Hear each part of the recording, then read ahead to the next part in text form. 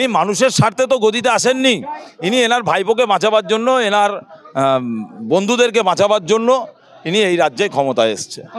এই রাজ্যের যে সমস্ত মানুষ বিদেশে কাজ করে, বিশেষ করে বাংলা ভাষাভাষী মানুষ, তাদের উপরে যেভাবে অত্যাচার নামিয়ে এনেছে কেন্দ্র সরকার এবং এই রাজ্য সরকার, এদের কোনো হেলদোল নেই।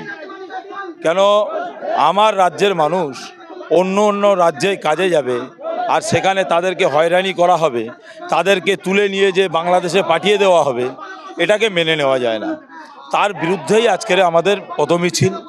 আজকের হাজার হাজার মানুষ হরিয়ানাতে কাজ করে, লক্ষ লক্ষ মানুষ গুজরাটে কাজ করে, বিভিন্ন দেশে বাংলা ভাষাভাষী মানুষ কোন রাজ্যে নেই, প্রত্যেকটা রাজ্যেই কাজ করে।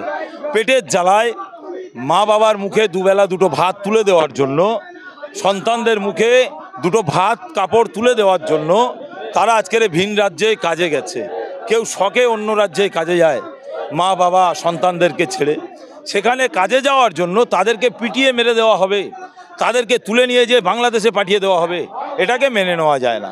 যার জন্যই আজকের এই প্রতিবাদ, এই ডেপুটেশন, এই মিছিল।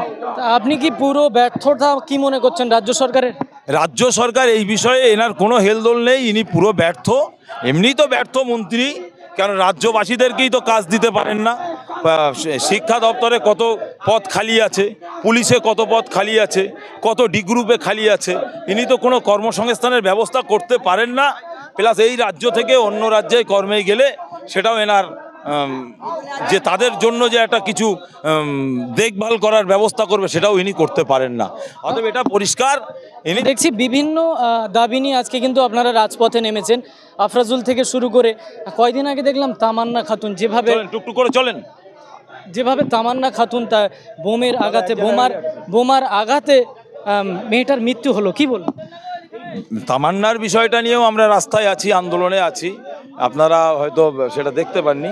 আমরা আন্দোলন, লড়াই, সংগ্রাম চলছে, এটা চলবে, ছাড়ার কোনো জায়গা নেই। তামান্না শুধু নয়, আজকের কলেজ ইউনিভার্সিটিতে যে সমস্ত ধর্ষণগুলো হচ্ছে তার বিরুদ্ধেও আমরা রাস্তায় আছি।